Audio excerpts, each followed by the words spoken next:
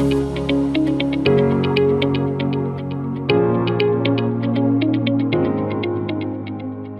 वालेकुम क्लास। चलें, आज आप लोगों का अब नया चैप्टर यहाँ से स्टार्ट कर रहे हैं। नया चैप्टर चैप्टर नंबर 3 है। कोशिश करूंगा कि किताब की सीक्वेंस खराब ना करूं और जो सीक्वेंस वाइज चैप्टर्स आ रहे हैं वही हम पढ़ें। तो इससे पहले आपके दो चैप्टर्स मैं करवा चुका हूँ। पहला आप लोगों ने केमिकल इक्विलिब्रियम सीख लिया, दूसरा चैप्टर एसिड बेस और सॉल्ट ये आपने सीख लिया। अब तीसरा चैप्टर आपका आज स्टार्ट हो रहा है, दैट इज आपके ऑर्गेनिक केमिस्ट्री। एक ब्रांच ऑफ केमिस्ट्री आपने सीखी थी 9th क्लास में। तो 9th क्लास के अंदर जो ब्रांचेस ऑफ केमिस्ट्री में आपकी एक ब्रांच ऑफ केमिस्ट्री थी, दैट इज ऑर्गेनिक केमिस्ट्री। उसकी बेसिस पे पूरा चैप्टर आज आपने सीखना है। तो ऑर्गेनिक केमिस्ट्री हम स्टार्ट कर रहे हैं। ऑर्गेनिक केमिस्ट्री स्टार्ट करने से पहले मैंने आप सबको एक टास्क दिया था, एक काम आपको कहा था कि आप लोगों का ऑनलाइन एक लेक्चर पड़ा हुआ है, जो कि क्योंकि अभी हम बात कर रहे हैं नई किताब के हवाले से। इससे पहले 9th क्लास में जब 18 चैप्टर्स पढ़ाए जाते थे तो उसमें एक चैप्टर ऑर्गेनिक केमिस्ट्री का भी था। सिमिलरली वो किताब जब दो हिस्सों में बट गई, 9th और मैट्रिक में, तो मैट्रिक क्लास में वो आगे ज़ाहिर है आप मैट्रिक क्लास में पढ़ रहे हैं। तो मैट्रिक क्लास में पहले भी ऑर्गेनिक केमिस्ट्री थी, अभी भी आपकी ऑर्गेनिक केमिस्ट्री है। ये जो सेम आपका ऑर्गेनिक केमिस्ट्री है ये सेकेंड ईयर में भी है। तो जो आपके ऑर्गेनिक केमिस्ट्री का टॉपिक है, ये टॉपिक आप लोगों को मैंने पहले से रिकॉर्ड करके ऑनलाइन लेक्चर बना के रखा हुआ है और मैंने आप सबकी जिम्मेदारी लगाई थी कि आपने उसको ऑनलाइन अटेंड करना है। 1 घंटे का लेक्चर है, ज्यादा से ज्यादा 1 घंटा 10-15 मिनट होंगे। तो वो आपने अगर पढ़ लिया तो आपके लिए आसानी हो जाएगी इसके आगे से पढ़ना। अदरवाइज नहीं भी पढ़ा तो मैं तो कोशिश करूंगा आपको बिल्कुल शुरू से पढ़ाऊं, क्योंकि ये आपके पूरा चैप्टर डिटेल में मैं पढ़ाने वाला हूँ। लेकिन कोशिश करेंगे कि आपकी डेप्थ में चले जाएं। बेहतर क्या है, खुद से पहले वो लेक्चर अटेंड कर लें। सिंपल 1 सवा 1 घंटे की वीडियो है। अगर आप उसको पहले से पढ़ के आएंगे तो आपके लिए ये चैप्टर समझना और सीखना आसान होगा। अदरवाइज हो सकता है मैं क्लास में पढ़ा दूं लेकिन आपको बीच में कोई बात समझ ना आए तो आप आगे भी चीजों को समझ ना सकें। एक हवा बना के रखा हुआ है कि ऑर्गेनिक केमिस्ट्री है बहुत मुश्किल होती है, और केमिस्ट्री तो वैसे ही बच्चों को बहुत मुश्किल लगती है। तो ये वैसी एक हवा बना हुआ है, अदरवाइज ऐसा कुछ नहीं होता। केमिस्ट्री इंतहाई आसान सब्जेक्ट है अगर समझ आ जाए तो मेन चीज ये है कॉन्सेप्ट क्लियर हो तो आपको सारे सब्जेक्ट आसान लगेंगे। हाँ, कुछ सब्जेक्ट होते हैं जो फौरन से समझ आ जाते हैं। फॉर एग्जाम्पल, अंग्रेजी एक ऐसा सब्जेक्ट है, ऑल्दो अंग्रेजी एक जुबान है, इंग्लिश इज द लैंग्वेज, लेकिन उसको अगर हम एज अ सब्जेक्ट डील करेंगे तो वो इंतहाई आसान है। क्योंकि अगर आपको अंग्रेजी बोलना आ गई है, आपको इंग्लिश की डिक्शनरी वोकैबलरी दिमाग में मौजूद है, तो आप उसको आराम से समझ सकते हैं। लेकिन वहीं पे अगर आपको फिजिक्स केमिस्ट्री या कोई और सब्जेक्ट बोलूं और वो आपको समझना है तो उसका सिर्फ एक रीजन है कि बेसिक कॉन्सेप्ट क्लियर नहीं है। वरना ऐसे भी लोग हैं जिनको अंग्रेजी बोलना ही नहीं आती। बाहर ममालिक में जाएं, ऐसे ऐसे लोग हैं जिनको अंग्रेजी बोलना ही नहीं आती। तो उनके लिए अगर मैं कहूँ कि इंग्लिश जैसा सब्जेक्ट कैसा है तो बोलेंगे बहुत मुश्किल है। सिमिलरली केमिस्ट्री के अंदर भी आपको अगर मुश्किल लगता है तो सिर्फ उसकी एक वजह है कि जब वो टॉपिक आपको पढ़ाया जा रहा था, जब वो कॉन्सेप्ट आपको सिखाया जा रहा था, तो उस वक्त आप प्रॉपर तवज्जो से वो टॉपिक वो कॉन्सेप्ट नहीं सीखे थे। इस वजह से आपको आगे कॉन्सेप्ट समझ नहीं आए। सिमिलरली ऑर्गेनिक केमिस्ट्री भी कुछ बच्चे होंगे जिनको पहले से डराया हुआ होगा कि ये बहुत मुश्किल सब्जेक्ट है या बहुत मुश्किल चैप्टर है। जो भी आपको डराया है, जो भी आपने समझा है, ये चैप्टर इंतहाई आसान है। बस शर्त यह है कि जो चीज मैं पढ़ा रहा हूँ वो साथ साथ समझनी है। कोशिश करेंगे कि आपको बिल्कुल बेसिक लेवल से पढ़ा दूं, लेकिन जो भी हो आपकी जिम्मेदारी है। अगर कोई चीज समझ नहीं आती आपको वापस वो टॉपिक दोबारा से समझना पड़ेगा। अगर आपको कोई टॉपिक समझ नहीं आता आप मुझे बताएंगे तो मैं उसको और इन डेप्थ क्लास में समझा दूंगा। पॉइंट क्या है, जो भी टॉपिक शुरू से समझा रहा हूँ उसको शुरू से समझना है। कहीं बीच में अगर आप अपनी वजह से रुक गए, फॉर एग्जाम्पल क्लास में होता है ना कुछ बच्चों को, क्लास में बैठे हुए फिजिकली प्रेजेंट है लेकिन मेंटली एब्सेंट है। क्लास में बैठे हुए लेकिन दिमाग बाहर चिप्स के ठेले के पास खड़ा हुआ है। क्लास में बैठे हैं लेकिन अभी टेंशन है कि अगले पीरियड में टेस्ट है तो टेस्ट की तैयारी नहीं है। आप फिजिकली प्रेजेंट है लेकिन मेंटली एब्सेंट है, तो ऐसे में भी आपको कुछ समझ नहीं आएगा। और जब कुछ समझ नहीं आएगा तो फिर एक चीज समझ नहीं आएगी, फिर दूसरी उसकी बेस पे, दूसरी चीज समझ नहीं आएगी, फिर तीसरी चीज दूसरी की बेस पे, फिर तीसरी चीज भी समझ नहीं आएगी। फिर वही मिसाल है कि एक करके एक चीज आप समझने के से कासिर होंगे, वो चीज समझ नहीं आएगी, और फिर आपको एंड में पूरा ही कोर्स, पूरा ही सब्जेक्ट या पूरा ही चैप्टर मुश्किल लग जाएगा। तो ये पहले से ही मैं क्लियर कर देना चाहता हूँ, इंतहाई आसान चैप्टर है लेकिन लेंथी है। इसमें कुछ ऐसा नहीं है जो आपको रटना हो, आपको दिमाग इस्तेमाल करना है। जिस तरह मैथ आप एक दफा समझ जाए, कॉन्सेप्ट क्लियर हो जाए, फिर सोल्यूशन खुद ही आप उस जैसे सवाल के कर लेते हैं। तो सिमिलरली यहाँ पर भी एक दफा टॉपिक समझ जाए तो सिमिलरली आप उस तरीके से भी सारा काम खुद से कर सकते हैं, बशर्त ये है कि आपने समझा हुआ हो। बहरहाल अब आ रहा हूँ आपके चैप्टर पे, chapter number 3, that is organic chemistry. Organic chemistry definition आप लोगों ने सीखी हुई है 9th क्लास के अंदर। आपके पास यहाँ पर दो डेफिनेशन आती हैं ऑर्गेनिक केमिस्ट्री की। ऑर्गेनिक सिग्निफाई करता है, रिजेंबल करता है लाइफ के साथ, यानी ऑर्गेनिक जो वर्ड है वो रिप्रेजेंट करता है लाइफ को बेसिकली। कहीं पे भी आप ऑर्गेनिक वर्ड यूज करते हैं तो इसका मतलब वो लिविंग थिंग से निकला है। फॉर एग्जाम्पल अगर आप कहते हैं कि ये लेट सपोज कोई सब्जी आप खरीद के लाए और कोई कहता है ये ऑर्गेनिक वेजिटेबल है, ऑर्गेनिक फ्रूट है, इसका मतलब क्या है कि ये आपने अभी जाके जो खेत है वहां से निकाली है, धोया है और उसके बाद कंज्यूम किया है। वहीं पे प्रोसेस एक वर्ड यूज होता है। प्रोसेस का मतलब कि किसी प्रोसेस के थ्रू वो चीज होके गुजरी है, जिसकी वजह से हो सकता है न्यूट्रिशनल वैल्यू उसकी थोड़ी सी कम हो जाए। पॉइंट ये है कि जो ऑर्गेनिक वर्ड है उसको हम रिलेट करते हैं विद लाइफ, लाइफ को रिप्रेजेंट करता है, सिग्निफाई करता है। ऑर्गेनिक केमिस्ट्री के आपने जो बेसिक सी डेफिनेशन पढ़ी थी 9th क्लास में अगर याद हो, कि आप कहते थे केमिस्ट्री की वो ब्रांच जिसके अंदर हम कार्बन और हाइड्रोजन और इनके जो कंबाइंड है, यानी हम यूं कह सकते हैं हाइड्रोकार्बन और उनके डेरिवेटिव। तो केमिस्ट्री यानी कि आपके पास जो ऑर्गेनिक केमिस्ट्री है, ऑर्गेनिक केमिस्ट्री की बेसिक डेफिनेशन क्या है? The branch of science, sorry the branch of chemistry that deals with the study of hydrocarbon and it's derivative. तो हाइड्रोकार्बन और उसके डेरिवेटिव की जब हम बात करते हैं तो इसका मतलब हम ऑर्गेनिक केमिस्ट्री की बात कर रहे हैं। अब ऑर्गेनिक केमिस्ट्री के अंदर दो कॉन्सेप्ट थे। दो कॉन्सेप्ट क्या थे? एक आपके पुराने जमाने में 18 या 19th सेंचुरी में था, बाद में हम आपकी किताब में आएंगे, पहले मैं एक इंट्रोडक्शन दे रहा हूँ। तो दो कॉन्सेप्ट आपके पास इस्तेमाल किए जाते थे ऑर्गेनिक केमिस्ट्री के लिए। ऑर्गेनिक केमिस्ट्री जब लोगों ने इसके बारे में पढ़ना शुरू किया था तो उस वक्त लोग कहते थे कि ऑर्गेनिक क्योंकि लाइफ से रिजेंबल कर रहा है, लाइफ के साथ रिलेट कर रहे हैं, तो ऑर्गेनिक केमिस्ट्री उस वक्त माना जाता था कि कोई भी सब्सटेंस अगर ऑर्गेनिक है तो वो लिविंग ऑर्गेनिजम्स में से निकल के आएगा। अदरवाइज लिविंग ऑर्गेनिजम्स नहीं है, यानी कि नॉन लिविंग थिंग्स हैं, मिनरल्स हैं, उसमें से आप कोई ऑर्गेनिक कंपाउंड नहीं बना सकते। फॉर एग्जाम्पल आपकी खाद एक ऑर्गेनिक सब्सटेंस है। खाद आपकी कैसे बनती है? जो आपका एनिमल वेस्टेज होता है, एनिमल एक्सक्रीशन होती है, प्लस आप मिट्टी लेते हैं उसको मिक्स करते हैं, आपकी खाद बन जाती है। खाद क्योंकि एक लिविंग थिंग से निकली है, और खाद से भी लिविंग थिंग यानी प्लांट्स क्या है? लिविंग थिंग्स हैं। तो प्लांट्स आपके खाद में उगते हैं। तो इन्होंने पुराने जमाने में लोगों ने कहा कि आपके पास लिविंग ऑर्गेनिज्म का होना लाजमी है फॉर ऑर्गेनिक कंपाउंड्स। ये पुराने जमाने की सोच थी। पुराने जमाने के लोग कहते थे कि अगर गोश्त लें, गोश्त एक आपके पास ऑर्गेनिक कंपाउंड है, एक ऑर्गेनिक सब्सटेंस है, उसके अंदर कीड़े पैदा हो जाते हैं। तो जो कीड़े पैदा होते हैं वो गोश्त के अंदर से ही पैदा हो रहे हैं। पुराने जमाने में लोगों का ये मानना था।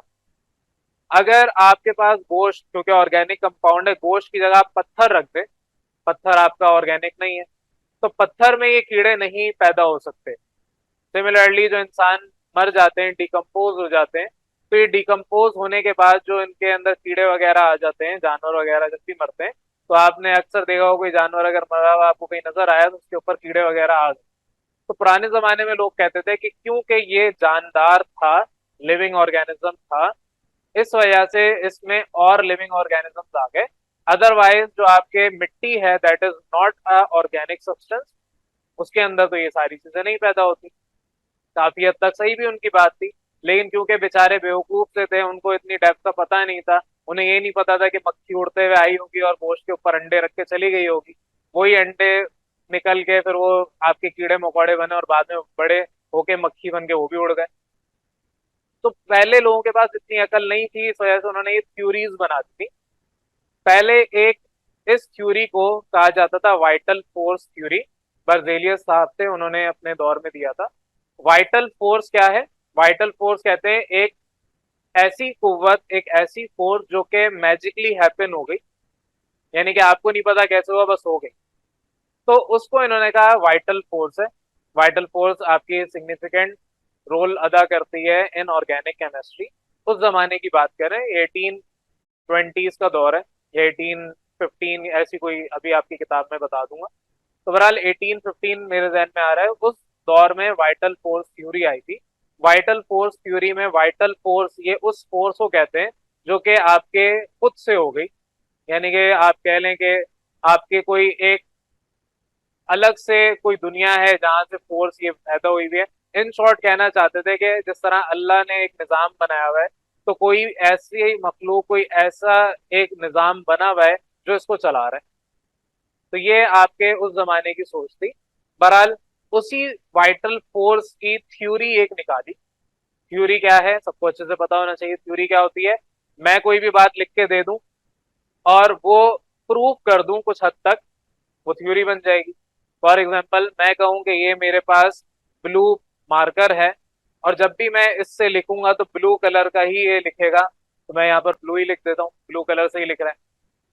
ये मेरी थ्योरी हो गई कि इस मार्कर से ब्लू कलर से ही लिखा जा सकता है क्योंकि ये ब्लू कलर का है। लेकिन ये थ्योरी गलत भी हो सकती है, इसमें अगर ब्लू इंक के बजाय मैं ब्लैक इंक डाल दूं तो ब्लैक से लिखेगा। Theory can be proven wrong, theory आपकी गलत साबित हो सकती है। लॉ इज नॉट चेंजेबल, या लॉ आपका कभी भी चेंज नहीं हो सकता, खराब नहीं हो सकता, गलत नहीं हो सकता, क्योंकि जो लॉ बन गया वो आपके पास हर जगह वैलिड है। फॉर एग्जाम्पल, अगर कोई कहे कि सूरज आपके पास इतने बजे निकलता है, या चलें टाइम का भी हम फ्रेम हटाते हैं, सूरज आपके पास लेट सपोज इस साइड से निकलता है और सनलाइट आपके ऊपर आती है, ये एक लॉ है। अब उस लॉ को कौन चेंज कर सकता है? कोई नहीं चेंज कर सकता।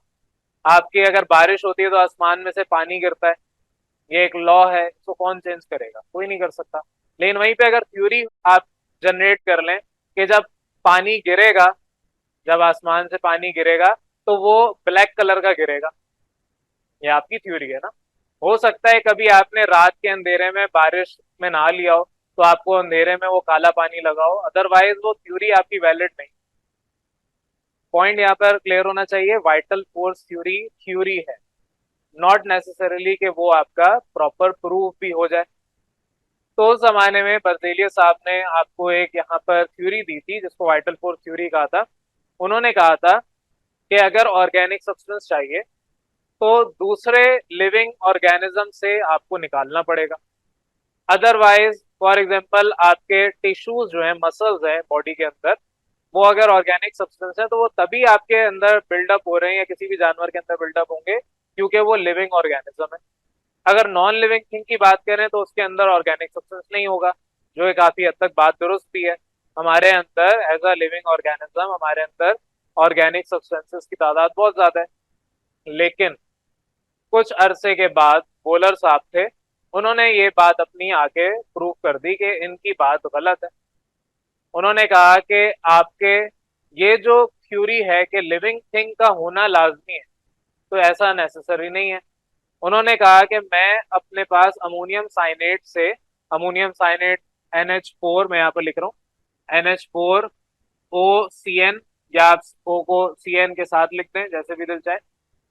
इसको इन्होंने हीट किया था, तो आपके पास यहाँ पर NH2 कार्बन के साथ अगेन NH2 और डबल बॉन्ड ऑक्सीजन।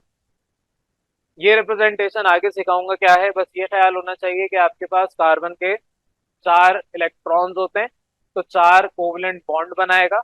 और आपको ये चीज 9th क्लास में सिखा दी गई थी कोवलेंट बॉन्ड के टॉपिक में, कि कोवलेंट बॉन्ड को हम इस तरीके से एक डैश से रिप्रेजेंट करते हैं अगर सिंगल है, डबल कोवलेंट बॉन्ड होगा तो डबल लाइन से, ट्रिपल कोवलेंट बॉन्ड होगा तो 3 लाइन। ये चीजें आपको क्लियर होनी चाहिए। बहरहाल आपके पास ये एक इनऑर्गेनिक सब्सटेंस है, इस इनऑर्गेनिक सब्सटेंस से उन्होंने यूरिया बनाया। यूरिया आपके पास एक ऑर्गेनिक सब्सटेंस है जो कि तमाम जो मैमल्स हैं, तमाम इंसान, तमाम दीगर जानवर जो मैमल्स हैं, उनके एक्सक्रीशन में पाया जाता है। तो आपके पास यूरिया दायरे एक ऑर्गेनिक सब्सटेंस है जो कि लिविंग थिंग्स के अंदर मौजूद है। तमाम जानदार, तमाम जानवर, तमाम इंसान, उनके अंदर जो बॉडी वेस्ट निकलता है बॉडी में से, उसके एक्सक्रीशन में ये मौजूद होता है। तो urea being a organic substance, ये आया है फ्रॉम इनऑर्गेनिक सब्सटेंस, ये आया है इनऑर्गेनिक प्लस नॉन लिविंग। तो एक सब्सटेंस जब नॉन लिविंग थिंग से आया है, तो जो वाइटल फोर्स थ्योरी थी वो तो बिल्कुल ही उसका सत्यानाश हो गया। बर्जेलियस साहब ने कहा था कि एक थ्योरी है, उनकी थ्योरी तो बिल्कुल गलत साबित हो गई, क्योंकि वोलर साहब ने आके कहा कि ये एक सब्सटेंस है जो कि जानदार नहीं है, नॉन लिविंग थिंग है, प्लस इनऑर्गेनिक है। आप तो ऑर्गेनिक की बात कर रहे हैं, मैं तो इनऑर्गेनिक से निकाल के दे रहा हूँ। अब इस वक्त आपके घरों में साबुन मौजूद है, साबुन यूज होता है, साबुन आपके ऑर्गेनिक सब्सटेंस से बनता है। डिटर्जेंट्स हैं आपके पास, और दीगर वेजिटेबल ऑयल है, वेजिटेबल ऑयल तो चलें एक अलग चीज है, हम मशीन ऑयल की बात करते हैं। कोई भी ऐसा ऑयल जो कि आपके नेचुरली नहीं आया, वो भी तो एक ऑर्गेनिक सब्सटेंस है। एग्जाम्पल्स आपकी बहरहाल और भी किताब में दी होंगी। पॉइंट ये है, आपको मैं बेसिक इंट्रोडक्शन दे रहा हूँ चैप्टर का, कि आपके पास ऑर्गेनिक केमिस्ट्री के अंदर हम ऑर्गेनिक सब्सटेंस के बारे में पढ़ना चाह रहे हैं। ऑर्गेनिक सब्सटेंस यानी कि ऑर्गेनिक कंपाउंड्स क्या हैं? तमाम वो कंपाउंड्स जो कार्बन की मौजूदगी में बने, यानी उनमें कार्बन की क्वांटिटी सबसे ज्यादा हो, या क्वांटिटी सबसे ज्यादा ना भी हो तो मेजर रोल कार्बन प्ले कर रहा हो। उसके अलावा साथ ही साथ और दीगर सब्सटेंसेस हो, कार्बन के बाद हाइड्रोजन हो, नाइट्रोजन हो, ऑक्सीजन हो, सल्फर हो, और भी दीगर अगर हैं तो वो भी आ जाए। लेकिन मेन जो आपके पास इंपॉर्टेंट एलिमेंट है दैट इज कार्बन। और आपने डेफिनेशन भी पढ़ी है, after the discovery of this, discovery बोले इन्वेंशन बोले जो भी बोले, तो आफ्टर दिस इन्वेंशन, इन्वेंशन हाँ कह सकते हैं। बहरहाल जब ये चीज आपकी साबित हो गई कि इनऑर्गेनिक से ऑर्गेनिक सब्सटेंस बनाया जा सकता है, तो उसके बाद डेफिनेशन ही चेंज हो गई। उसके बाद डेफिनेशन वो हो गई जो आपने 9th क्लास के अंदर डेफिनेशन सीखी थी, दैट इज कि ये ब्रांच ऑफ केमिस्ट्री है जिसके अंदर आप पढ़ते हैं हाइड्रोकार्बन और उसके डेरिवेटिव्स को। हाइड्रोकार्बन का मतलब क्या है? कार्बन और हाइड्रोजन के कंपाउंड। उसके डेरिवेटिव का मतलब क्या है? उसमें से निकले हुए मजीद दीगर कंपाउंड। लाजमी नहीं है कि सिर्फ कार्बन और हाइड्रोजन हो, दीगर भी हो सकते हैं, जैसे कि nitrogen, oxygen, chlorine, sulphur, chlorine, जो भी और आ सकते हैं। मेन इंपॉर्टेंस किसकी है? कार्बन की। तो ये एक पूरी हिस्ट्री थी जो कि आपको मैंने ऑर्गेनिक कंपाउंड, ऑर्गेनिक सब्सटेंस की बताई। अब आपके मैं नोट्स या किताब पे आ रहा हूँ। अब इसके बाद आप लोगों को जिस तरह किताब में बताया वैसे ही पढ़ा रहा हूँ। सबसे पहले तो आपके पास यहाँ पर ऑर्गेनिक केमिस्ट्री के दो कॉन्सेप्ट मैंने आपको सिखा दिए। ऑर्गेनिक केमिस्ट्री के दो कॉन्सेप्ट हैं। पहला कॉन्सेप्ट है जिसके अंदर आपने सीखा, जो ओल्ड कॉन्सेप्ट है कि आपके पास लिविंग थिंग से ऑर्गेनिक सब्सटेंस जनरेट होते हैं। तो आपके पास जो ऑर्गेनिक केमिस्ट्री का पुराना कॉन्सेप्ट है वो क्या है कि वो chemistry, the chemistry belongs to the substance produced by living organism, जो लिविंग ऑर्गेनिज्म से प्रोड्यूस हो। प्रोड्यूस बोले या आप उसको सिंथेसाइज बोलते हैं, ये सारे यूज किए जा सकते हैं। प्रोड्यूस बहरहाल वर्ड बेहतर है। तो इसको आप ऑर्गेनिक केमिस्ट्री कहते हैं, ये पुराना कॉन्सेप्ट है। ऑर्गेनिक कंपाउंड्स आएंगे लिविंग ऑर्गेनिज्म से, ये पुराना कॉन्सेप्ट है। नया कॉन्सेप्ट अभी मैंने बता दिया कि आपके पास कार्बन और हाइड्रोजन यानी हाइड्रोकार्बन हो और उसके डेरिवेटिव्स हो। तो नया कॉन्सेप्ट आपने 9th क्लास के अंदर डेफिनेशन भी पढ़ी है, study of hydrocarbon and it's derivative, ये आपका नया कॉन्सेप्ट है। तो ऑर्गेनिक केमिस्ट्री के दो कॉन्सेप्ट आपको क्लियर होने चाहिए। अब जो पुराना कॉन्सेप्ट है उसके हवाले से बात करें, पुराना कॉन्सेप्ट लोगों को क्यों लगा कि ये पुराना कॉन्सेप्ट सही है, उसके हवाले से बात कर रहे हैं। तो उसके हवाले से ये जो आपके पास मैंने लिखा है ये कहलाता है वोलर्स एक्सपेरिमेंट। तो ये जो अभी हम टॉपिक पढ़ रहे हैं दैट इज वोलर्स एक्सपेरिमेंट। तो इन्होंने ये यहाँ जो पूरा मैंने लिखा हुआ है ये एक्सपेरिमेंट किया था, इनऑर्गेनिक से ऑर्गेनिक कंपाउंड बनाया था। तो इसकी हिस्ट्री में वैसे बता चुका हूँ, अब किताब के हवाले से लेके चल रहा हूँ।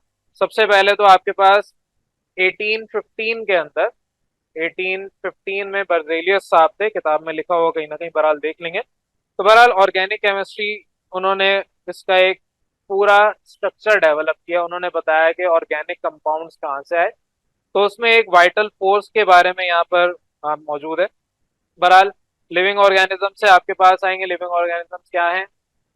इंसान भी उसमें आ जाते हैं, जानवर जितने भी हैं, प्लांट्स जितने भी हैं, सारे लिविंग ऑर्गेनिज्म। तो इसमें उन्होंने कहा था कि जो ऑर्गेनिक है ये सिग्निफाई कर रहा है लाइफ को। ये सारी बातें मैं आपको बता चुका हूँ। फिर उसके बाद आपके लेवॉइजर साहब आए थे, इन्होंने बताया था, showed that compound obtain from plants, उनके अंदर आमतौर पे अमूमन कार्बन, हाइड्रोजन और ऑक्सीजन ये एलिमेंट्स पाए जाते हैं। और जो एनिमल्स हैं जो आपके ऑर्गेनिक कंपाउंड्स एनिमल से आ रहे हैं उसके अंदर carbon, hydrogen, nitrogen, oxygen, sulphur, phosphorus, chlorine, fluorine, ये सारे और भी दीगर पाए जाते हैं। ये सारी चीजें आपकी पुरानी साइंटिस्ट ने बताई। अब ये जो मैं आपको नाम लेके बता रहा हूँ, लेवॉइजर हो गए, बर्जेलियस हो गए, ये सारे के सारे आप नाइन्थ में इनके बारे में पढ़ चुके हैं। आगे बढ़ रहे हैं। तो अकॉर्डिंग टू दिस थ्योरी, जो कि अर्ली 19th सेंचुरी यानी 1815 में आई थी, तो आपके पास ये बर्जेलियस साहब थे। इन्होंने कहा था कि मैं अपनी थ्योरी पेश कर रहा हूँ, vital force theory. Vital force theory क्या है, यहाँ पर बकायदा एज इट इज मैं आपको समझा रहा हूँ, जो अभी मैं थोड़ी देर पहले बता भी चुका हूँ कि organic compounds could not be prepared in laboratories. Organic compound Berzelius साहब के मुताबिक लैब के अंदर नहीं प्रिपेयर हो सकते, जो कि बाद में उनकी बात गलत भी साबित हो गई थी। तो इन्होंने कहा था, अपनी थ्योरी दी थी कि लैब के अंदर आपके ऑर्गेनिक कंपाउंड्स नहीं प्रिपेयर हो सकते, और इनको मजीद का because they were suppose to be synthesise under the influence of a mysterious force. Mysterious force क्या है? वाइटल फोर्स को मैंने कहा एक मैजिक हैपन हो गया, मिस्टीरियसली एक चीज हो गई, आपको नहीं पता कैसे हुआ। फॉर एग्जाम्पल, कभी कभार आपको कहीं चोट लग जाती है, आपको पता नहीं होता कैसे लग गई, मिस्टीरियसली हो गई, मिस्ट्री है। सॉल्व करने बैठेंगे तो आप अपना दिमाग लगाते रहे, पता नहीं चलेगा। कभी आपने फॉर एग्जाम्पल बगैर याद किए कहीं पे 100 रुपए खर्च कर लिए, अब याद ही नहीं आ रहा आपको, तो क्या करेंगे? दिमाग लगाते रहेंगे, हो सकता है मैंने इधर 100 रुपए खर्च किए हो, इधर 10 रुपए की चीज खा ली, उधर 20 रुपए दे दिए, दोस्त को हो सकता है दे दी हो। आप अपने दिमाग में सोचते रहेंगे, मिस्ट्री है ये। तो मिस्टीरियस फोर्स है जिसकी वजह से आपकी यहाँ पर एक कंपाउंड जनरेट हो जाता है, ऑर्गेनिक कंपाउंड। बहरहाल ये बर्जेलियस साहब के अपने कोई ख्यालात थे, अपनी कोई एक थ्योरी थी। इन्होंने कहा था कि आपके जितने भी ऑर्गेनिक सब्सटेंस हैं, they are suppose to be synthesise under the influence of mysterious force. अब वो मिस्टीरियस है, हमें नहीं पता, खुद ही हो जाएगी। तो हमें नहीं पता, बच्चा एक नालायक हो गया, पढ़ नहीं रहा, हमें नहीं पता क्या मसला है उसके साथ, मिस्ट्री है एक। तो इसी तरीके से यहाँ पर भी एक मिस्ट्री थी, इन लोगों को नहीं पता कैसे चीज हो गई। वो जो मिस्टीरियस फोर्स है उसे ये कह रहे थे वाइटल फोर्स, और ये क्योंकि थ्योरी इन्होंने दी इसलिए इसको कहा वाइटल फोर्स थ्योरी। बहरहाल मिस्टीरियस फोर्स है जिसको वाइटल फोर्स कह रहे हैं, और ये सिर्फ और सिर्फ मजीद इन्होंने आएगा inherent only in living things. ये सिर्फ और सिर्फ लिविंग थिंग्स के अंदर पाई जाती है, नॉन लिविंग थिंग्स में ये मिस्टीरियस फोर्स नहीं है। ये इनकी थ्योरी थी। बहरहाल मजीद आगे चल रहा हूँ, आपके पास जो ये वाइटल फोर्स है, इसी को दायरे आप डिफाइन कर लें वाइटल फोर्स को। तो ऑर्गेनिक कंपाउंड्स जितने भी आपके प्रोड्यूस हो रहे हैं under the influence of this mysterious force, तो this mysterious force is called vital force. अगर वाइटल फोर्स को भी डिफाइन करना हो, यहाँ पर आपको नोट्स के अंदर हमने प्रॉपर डेफिनेशन दे दी है। मैं आपको डिटेल में पढ़ाना चाह रहा हूँ वाइटल फोर्स थ्योरी। हमें ये क्लियर हो गया वाइटल फोर्स थ्योरी दी किसने? बर्जेलियस साहब ने दी। वाइटल फोर्स कहते हैं किसको हैं, ये भी क्लियर हो गया। तो वाइटल फोर्स थ्योरी क्या है? उन्होंने, दोबारा इसको रीस्टेट करूं, उन्होंने कहा कि आपके जितने भी ऑर्गेनिक सब्सटेंसेस हैं, ये इनऑर्गेनिक सब्सटेंस या नॉन लिविंग थिंग से नहीं आ सकते। वजह उसकी क्या है कि आपके पास जितने भी ऑर्गेनिक कंपाउंड्स हैं, they are suppose to be prepared with the help of a mysterious force. तो जब मिस्टीरियस फोर्स यानी वाइटल फोर्स होगी, तो आपका ऑर्गेनिक कंपाउंड बन जाएगा, और वो ऑर्गेनिक कंपाउंड जब बनेगा तो ऑब्वियसली आपको आगे आसानी हो जाएगी कि आपके पास ऑर्गेनिक कंपाउंड आ जाएगा। यही आपके पास यहाँ पर थ्योरी है, वाइटल फोर्स थ्योरी। तो आपके compounds, organic compounds can never be synthesised from inorganic compound in laboratories. This theory is called vital force theory. मैं यही एज इट इज आपको पढ़ के सुना रहा हूँ, ताकि आपको नोट्स में क्या लिखा है वो समझ आ जाए। एक्सप्लेनेशन मेरे हिसाब से मैंने आपको सारा समझा दिया, अगर किसी का दिल चाहे तो वो इसको पढ़ ले। एक्सप्लेनेशन मेरे हिसाब से मैंने आपको ऑलमोस्ट सारी बातें बता दी है। थोड़ा सा इसको और अगर समराइज करूं, तो मेरे पास जितने भी सब्सटेंसेस हैं जो कि मिनरल्स या नॉन लिविंग थिंग से आ रहे हैं, उन्हें आप लैब के अंदर नहीं तैयार कर सकते। आपको कोई सब्सटेंस चाहिए ऑर्गेनिक या लिविंग ऑर्गेनिज्म चाहिए, उसमें से ऑर्गेनिक सब्सटेंस आ जाएगा। लाइफ का होना लाजमी है, अब चाहे वो आपके प्लांट्स हो या एनिमल्स हो या लिविंग कोई भी ऑर्गेनिज्म, उस लाइफ का होना लाजमी है। तो बहरहाल ये सिंपल सी इनकी एक्सप्लेनेशन है, जो कि मैंने आपको बार बार ऑलमोस्ट बता दी है। हम आ रहे हैं मेन पॉइंट पे, दैट इज ये थ्योरी फेल क्यों हुई? ये थ्योरी फेल इसलिए हुई क्योंकि वोलर एक साइंटिस्ट थे, 1828 या इसके आसपास इन साइंटिस्ट ने, केमिस्ट ने एक एक्सपेरिमेंट किया जिसके अंदर इन्होंने अमोनियम साइनेट लिया, जो कि एक इनऑर्गेनिक सब्सटेंस है, नॉन लिविंग थिंग है। उससे इन्होंने एक ऑर्गेनिक सब्सटेंस बना लिया। तो ये जब इन्होंने करके दिखा दिया, तो इससे पहले 1815 और 1828 तकरीबन 13-14 साल का अरसा है। तो इस 13 या 14 साल के वक्फे में लोग जाहिर ऑर्गेनिक केमिस्ट्री किसी और तरीके से समझ रहे थे, वाइटल फोर्स के ऊपर यकीन रखते थे। इन्होंने आके वो सारे यकीन को तोड़ दिया। इन्होंने कहा कि ये जो ऑर्गेनिक सब्सटेंस है ये नॉन लिविंग थिंग है और ये लिविंग थिंग्स के अंदर पाया जाता है। ऑब्वियसली ये भी नॉन लिविंग थिंग ही है, लेकिन लिविंग थिंग के अंदर पाया जाता है। तो जो चीज लिविंग ऑर्गेनिजम्स के अंदर पाई जाती है, ऑर्गेनिक है और आई नॉन लिविंग थिंग से, तो इसका मतलब ये लाजमी नहीं है कि ऑर्गेनिक कंपाउंड्स सिर्फ और सिर्फ लिविंग थिंग से आए, ये नॉन लिविंग थिंग से भी जनरेट किए जा सकते हैं। सोचें अगर आपका जो साबुन इस वक्त आप इस्तेमाल कर रहे हैं उसके लिए आपको जानवरों को मारना पड़ता और तब जाके साबुन बनाते, तो इस दुनिया में सारे अब तक जानवर खत्म हो चुके होते या सारे प्लांट्स आपके खत्म हो चुके होते। हाँ, ये लाजमी है कि आपके यूज होते हैं कुछ साबुन ऐसे जिसमें प्लांट्स यूज किए जाते हैं, लेकिन इसका मतलब ये नहीं है कि सिर्फ वहीं से आपका वो सोर्स होगा। आप कोई इनऑर्गेनिक से भी ऑर्गेनिक कंपाउंड बना सकते हैं। बहरहाल आगे आपकी किताब के हवाले से बता रहा हूँ, ये और सारी चीजें बता चुका हूँ ऑल दो।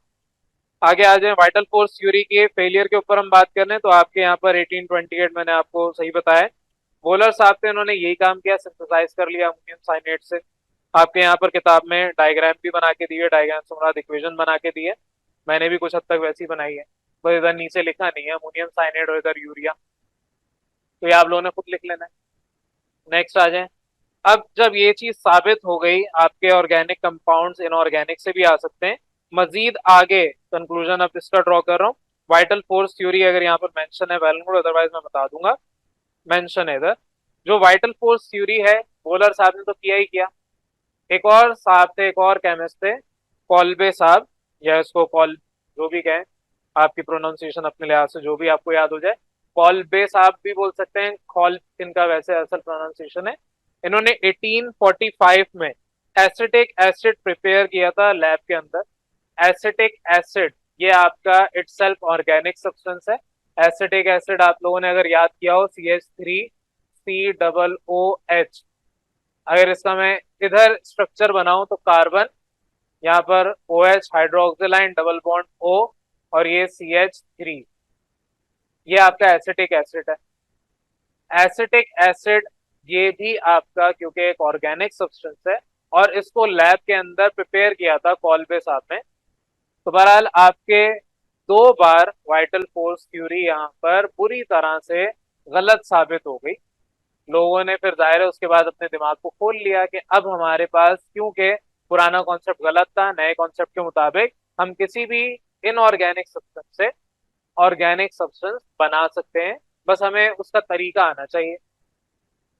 तो एंड में आपके यहाँ पर कंक्लूजन वही चीज जो मैं बता रहा हूँ यहाँ पर वही लिखा हुआ है कंक्लूजन में, आपके लोगों ने बाद में ये चीजें एक्सेप्ट कर ली और एक प्रॉपर ऑर्गेनिक केमिस्ट्री की डेफिनेशन हमने एक्सेप्ट की, दैट इज अगेन वही जो आपने 9th क्लास में सीखा, that is the branch of chemistry that deals with the study of hydrocarbon and it's derivative. तो बस ये सिंपल सा आपके पास बेसिक सा इंट्रोडक्शन और हिस्टोरिकल बैकग्राउंड था ऑर्गेनिक केमिस्ट्री का। यहाँ तक किसी को कोई कंफ्यूजन?